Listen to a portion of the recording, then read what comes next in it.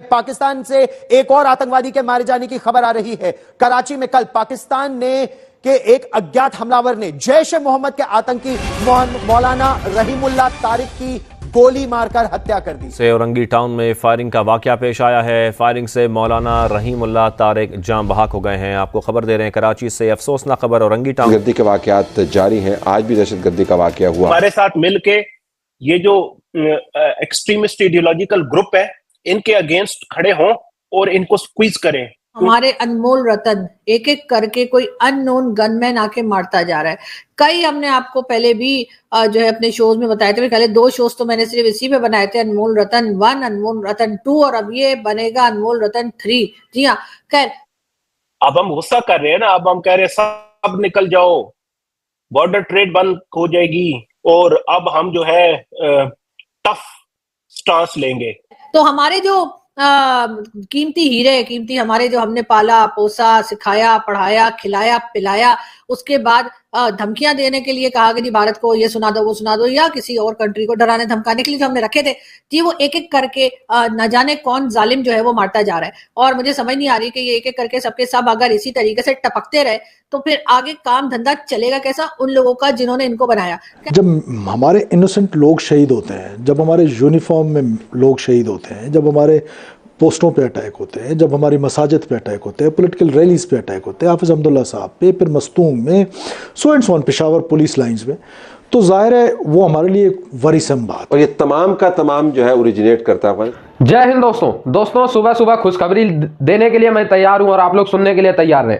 दोस्तों, भारत का wanted criminal Rahimullah Tariq, आप लोगों को शायद नाम ना पता हो, लेकिन ये मसूद अजहर का आप लोग कह लो सबसे करीबी बंदा, सबसे करीबी, जो मसूद अजहर के लिए भाई से बढ़ के था, आप लोग समझ सकते हो, भाई से बढ़कर था, उसको किसी ने कराची के मेन सिटी में 72 हुरों के पास भेज दिया। और उससे पहले, भेजने से पहले रात 11:45 के आसपास उसको किसी ने पहुंचाया है। लेकिन वो दोस्तों पूरे दिन 8 घंटे भारत विरोधी एक बहुत बड़ा जलसा हुआ, उसमें संबोधित कर रहा था।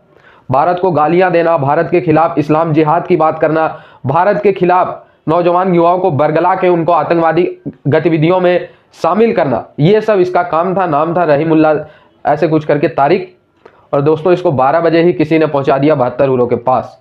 और दोस्तों, पाकिस्तान में बड़ा मातम हो रहा है। इसको स्कॉलर बता रहे हैं, रहीमुल्लाह तारिक को स्कॉलर बता रहे, भारत विरोधी। आज ही इसने 1 से 1.5 लाख युवाओं को भड़काया और पाकिस्तान मीडिया इसको स्कॉलर बता रही है, लेकिन अब पहुंच गया 72 हुरों के पास। इसको भी अननोन गनमैन ने जो है वो मार दिया है। और 72 हुरों के पास आजकल बहुत काम बढ़ गया होगा, एक के बाद एक ठगड़क सारे पहुंच रहे। लेकिन समझ नहीं आ रही कि आखिर ये अननोन गनमैन है कौन, मतलब किस कंट्री के हैं, कहां से आए हैं, हमारे अपने ही हैं या कहीं पड़ोस से आए हैं। मतलब कुछ समझ में नहीं आ रहा कि मतलब किधर से ये होता चला जा रहा है। लेकिन एक एक करके सब जा रहे हैं और यकीनन जो बच गए हैं वो जैसे ये सैयद सलाउद्दीन है, उसके बाद ये हाफिज सईद है, तो इन सब लोगों को यकीनन इस वक्त फिक्र पड़ी होगी। और इसके साथ साथ और भी कई लोग हैं जिनमें वो एक सर पकड़ के बैठे होते ना, जी ये मसूद अजहर, हाँ जी। तो इस किस्म के सारे लोग जो हैं वो अब ये सोच रहे होंगे कि अब उनकी बारी कब आएगी, और यकीनन इनकी बारी भी मुझे जल्दी आती हुई लग रही है। लेकिन ये सफाया हो किस लिए रहा है, ये बात सोचने वाली है। और ये अननोन गनमैन, मतलब खैर पाकिस्तान में तो आपको पता है कोई कभी कहीं भी टपका के चला जाता है, कोई पूछने वाला नहीं है, किसी को पता नहीं लगता। चाहे वो पहले प्राइम मिनिस्टर लियाकत अली खान हो से लेकर और उन अभी तक के आप जितने भी जो हमारे प्राइम मिनिस्टर्स भी जो गए हैं, चाहे बेनजीर भुट्टो हो, चाहे कोई और पॉलिटिशियंस हो हमारे, अगर आप उनको भी देखें तो उनको भी जिन लोगों ने मारा उनका आज तक पता नहीं लगा। तो वो तो फिर आप समझिए कि कोई प्राइम मिनिस्टर थे, कोई हेड ऑफ स्टेट थे, कोई बड़े पॉलिटिशियंस थे, इनका पता नहीं लगा। तो ये बाकी के जो अभी ये मारे जा रहे हैं, ये तो वैसे ही गैंगस्टर्स हैं, इनको तो वैसे ही कहा जाता है कि टेररिस्ट हैं। तो इनको जो मार रहा है तो जाहिर है वो तो चले कोई नेक काम ही कर रहा है, लेकिन ये कि है कौन, और इस किस्म की हरकतें तो वैसे मैंने बच्चन साहब की मूवीज में ही देखी है। मैं इसी किस्म का कोई, मुझे लगता है कोई नेक बंदा है जो निकला है और अपने मिशन पे और एक एक करके इन सबको जो है ना वो ऊपर पहुंचाता जा रहा है। लेकिन बहरहाल ये एक और अपडेट आई थी, एक और आदमी की खबर आई थी कि इसको भी मार दिया गया है। तो ये ग्रुप्स हैं जिस ग्रुप का ये बताया जा रहा है, बार बार इसी तरह के ग्रुप्स के नाम आ रहे हैं और कहा यही जा रहा है लश्कर तोयबा का ये आदमी भी बताया जा रहा है। तो मुझे तो समझ नहीं आ रही, लश्कर तोयबा जो है मतलब लश्कर तो उसको कहते हैं ना जो क्राउड लेके चलते हैं, वो जो एक होता है उसको लश्कर पूरा होता है, कई लोगों का जो लश्कर होता है उसको लेके। तो मुझे तो लग रहा है कि अब पब्लिक कम हो गई होगी उनके पास, यकीनन जो है वो नए लोगों को ढूंढा जा रहा होगा कि भाई ये तो एक करके टपक गया, अब इसकी पोस्ट किसको दें। ये आदमी भी कोई कमांडो बताया जा रहा है जी, इसको भी यही कहा जा रहा है कि ये कोई कमांडो था या कमांडर था उनके यहाँ का लश्कर तोयबा का, और इसको भी अननोन गनमैन ने उड़ा दिया। जी हाँ, वो नहीं, अरे वो जहाज में नहीं उड़ा दिया, वो वाला उड़ा दिया। हाँ जी, तो बहरहाल देखते हैं कि अभी मजीद इनमें से कौन कौन उड़ता है, और हाँ जैसे जैसे होता जाएगा हम आपको बताते जाएंगे, इसलिए कि जो कोई है वो पूरी सफाई करने का अपना इरादा करके निकला है, और जब तक वो इनमें से एक एक को चुन चुन के नहीं मतलब ऊपर पहुंचाएगा 72 हूरों के पास, मुझे लगता है तब तक वो आराम से बैठने वाला है नहीं। देखिए इसमें आपने डाइवर्स अटैक्स की बात की, इसमें आईडीज भी हैं, खुदकुश भी हैं, पॉलिटिकल असैसिनेशन के अटेम्प्ट्स भी हैं, स्ट्रेटेजिक कॉन्वॉयज के ऊपर भी है, डाइवर्स सोर्स है, लेकिन ऑरिजिन इसका अफगानिस्तान। देखिए जितने इंसिडेंट्स होते हैं ना उसकी कोई ना कोई इन्वेस्टिगेशन कहीं पे हो रही थी। अब जो इंसिडेंट्स मैं जिनका आप जिक्र कर रहा हूँ इनके ऑलमोस्ट इन्वेस्टिगेशंस हो चुकी हुई है, कुछ रिसेंट हुए हैं उसकी नहीं हुई होगी।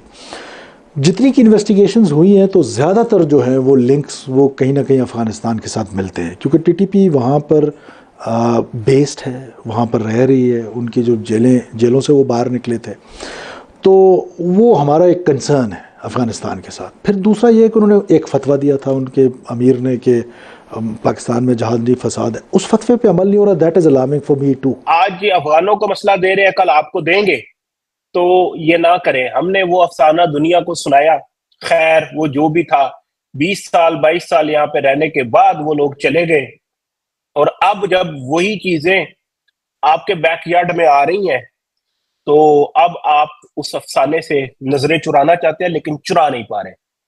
तो मेरा ख्याल है जब इंटरनेशनल कम्युनिटी एक बात कहती थी कि इधर से वो स्क्वीज करेंगे इधर से हम करें, तो हमने तो वो मानी नहीं।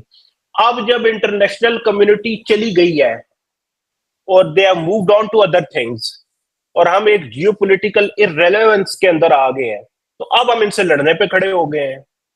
तो ना तो मुझे इनकी पहली पॉलिसी की समझ आई, ये करना क्या चाह रहे थे, ना मुझे इनकी नई पॉलिसी की समझ आई।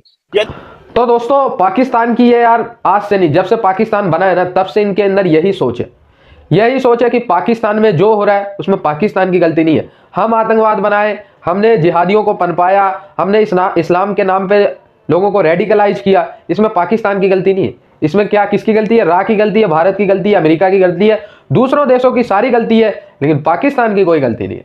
लश्कर तैयबा हमने बनाया, जैसे मोहब्बत हमने बनाया, टीटीपी हमने बनाया, उसमें टीटीपी में लास्ट का पी पाकिस्तानी है, इसको भी इन्होंने बनाया। लेकिन दोस्तों जब ये इन पे हमला करते हैं तो फिर नाम किसी और का, अपना नाम नहीं आना चाहिए। मस्जिदों में ब्लास्ट हो, हिंदू ने किया है। मस्जिदों में अगर कोई पकड़ा भी जाए, मुसलमान भी पकड़ा जाए, फिर भी वो हिंदू ने किया है या उसको रा ने किया है या फिर अमेरिका से भेजा है, ये इनकी साजिश होती है।